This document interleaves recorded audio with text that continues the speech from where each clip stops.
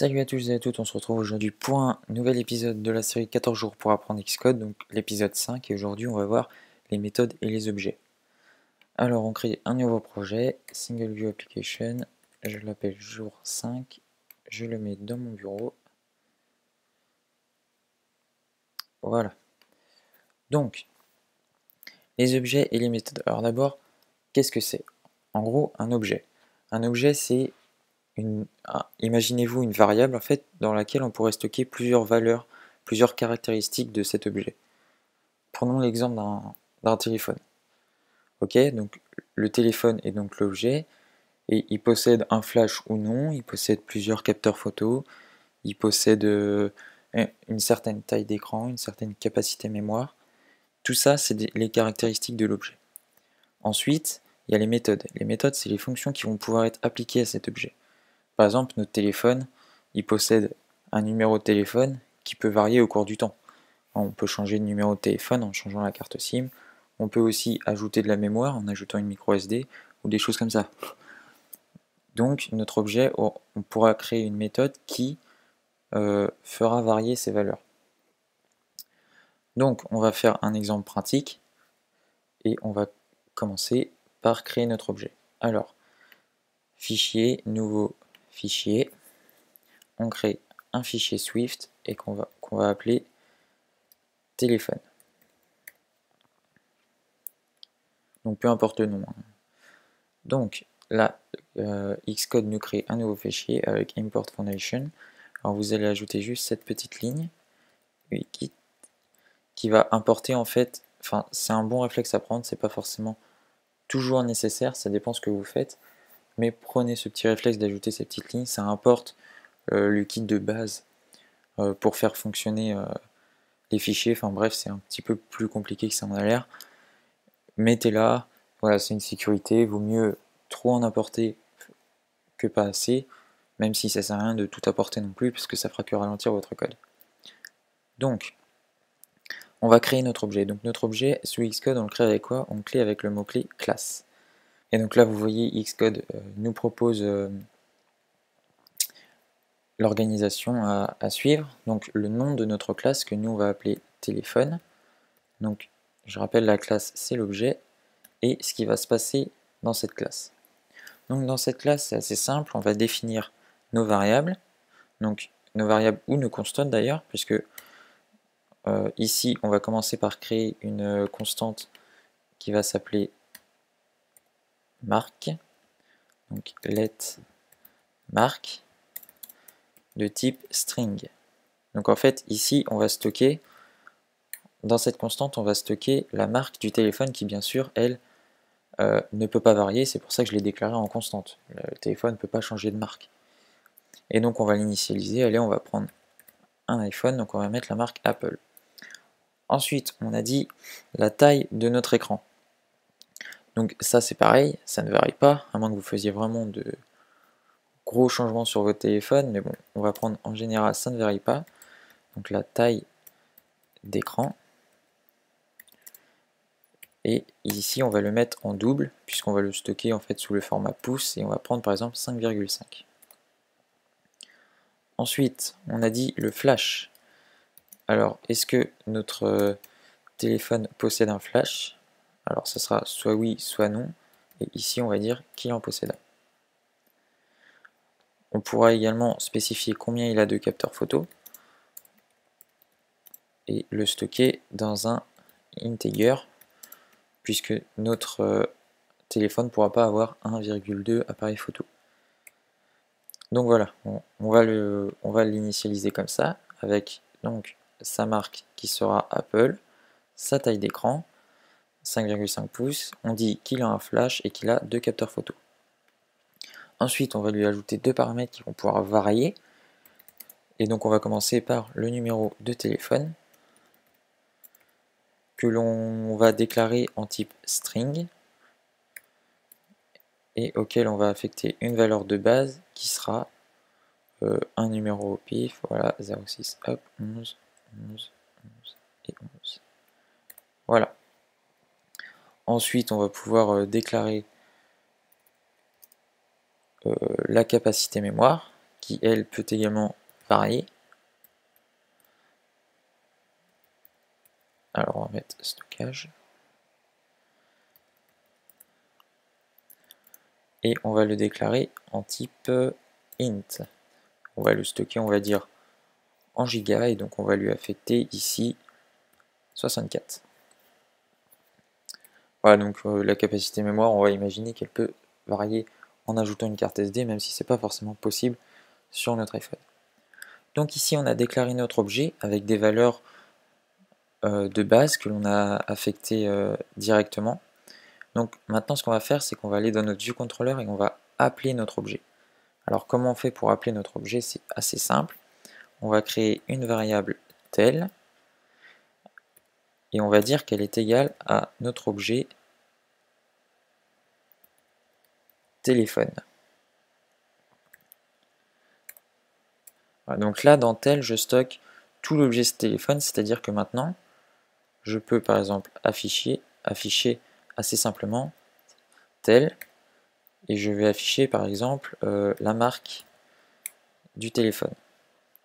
Donc là, voilà, vous allez voir que dans ma console, je vais avoir la marque du téléphone qui va s'afficher, puisque dans mon print, je fais appel à ma variable tel, dans lequel je stocke mon objet téléphone, ici, et je lui demande de m'afficher la marque. Et donc voilà, il m'affiche bien la marque du téléphone.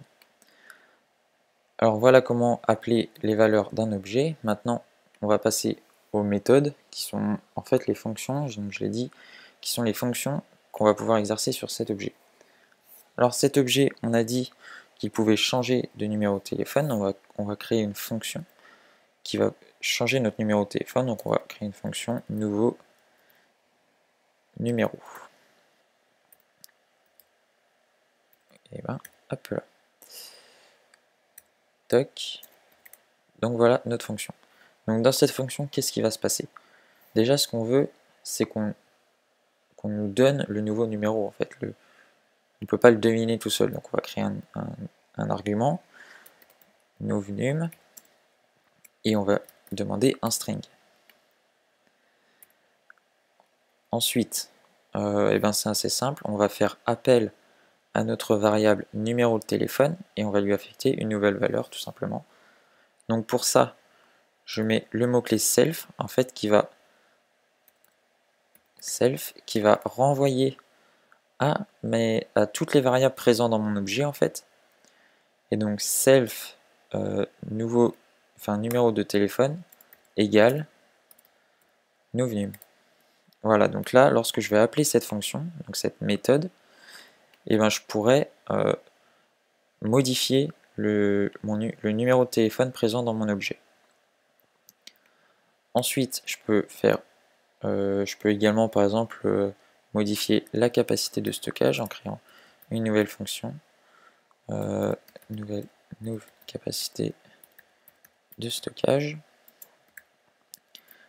Hop, et donc là, pareil, on va pas la deviner, donc on va mettre un argument nouvelle capacité en integer également.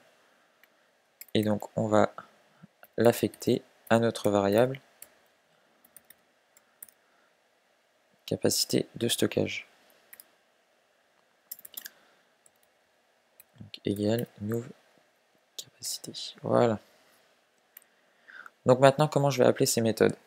Eh ben, c'est assez simple, pas beaucoup plus compliqué que pour appeler la caractéristique de l'objet, c'est-à-dire que maintenant, ce que je vais faire, c'est tout simplement mettre tel et appliquer ma fonction, ma méthode à mon objet, c'est-à-dire que hop, j'applique nouveau numéro. Et donc là, je vais lui donner en paramètre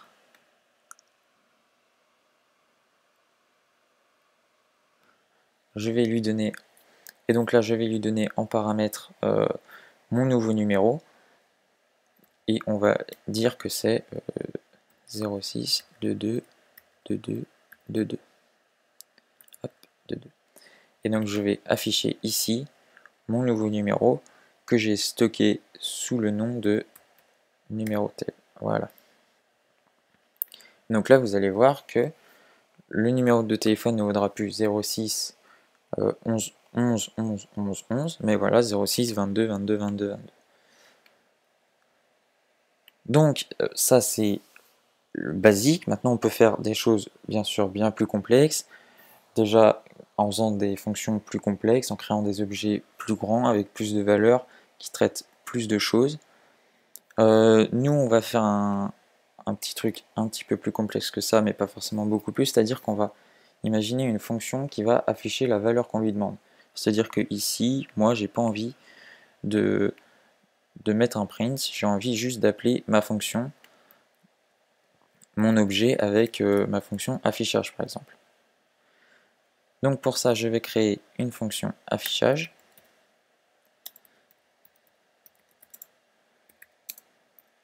Hop. Et à l'intérieur, je vais lui demander quelle valeur elle veut que j'affiche. Donc je vais tout simplement mettre valeur affiche de point string. Et donc je vais mettre un petit peu comme une sorte de condition, c'est en fait ça, c'est des conditions. C'est-à-dire que je vais mettre switch, je vais switcher valeur affiche. Hop, et je vais mettre ici mes conditions. Donc case de point et ce qui se passe. Alors ici en fait qu'est-ce que j'ai écrit? J'ai écrit que je switch donc pour valeur affiche, donc c'est-à-dire que pour mon paramètre, il va enregistrer le paramètre que je lui ai envoyé. Il va vérifier si le paramètre est égal au premier case, qui ici on va lui affecter par exemple marque. Donc en gros si j'écris marque, il va vérifier que c'est marque. Si c'est bien marque, il va afficher mon print. Sinon, il va passer au case suivant. Et je vais mettre par exemple taille écran. Donc 2 points, toc, print. Et là on va mettre print la taille de l'écran est 2 points, anti-slash parenthèse, taille écran. Hop là. Et alors bien sûr, ce switch c'est bien, mais il faut que je traite la condition où il ne trouve rien, c'est-à-dire que si valeur affiche n'est pas égale à marque ni à taille d'écran, qu'est-ce qui va se passer? Il faut bien qu'il effectue quelque chose. Donc je vais lui mettre un cas default, dans lequel je vais faire un petit print. L'élément demandé est introuvable.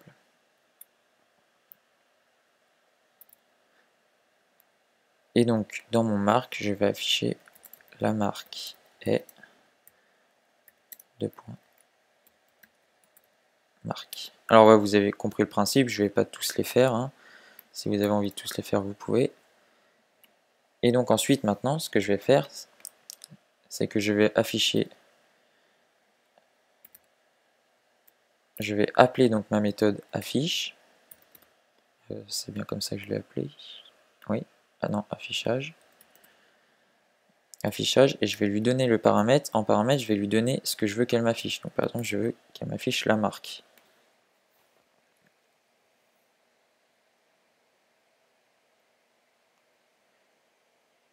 Et donc là, voilà, elle m'affiche la marque est Apple. Alors, on va voir qu'on peut également modifier avant, ça n'affecte en aucun cas. Donc, on va prendre le numéro de téléphone, par exemple. Hop, et là, on va mettre tout simplement numéro de téléphone. Et donc là, je peux affecter tel point. Alors, nouveau numéro, lui envoyer mon nouveau numéro. Alors, 06. Et ici, lui demander le numéro de téléphone. Donc vous allez voir qu'il va modifier la valeur et ensuite l'afficher, bien sûr dans l'ordre du code, et donc il va m'afficher. Bon, il m'affiche la taille de l'écran parce que j'ai fait un copier-coller ici, mais bien sûr, vous avez compris le principe.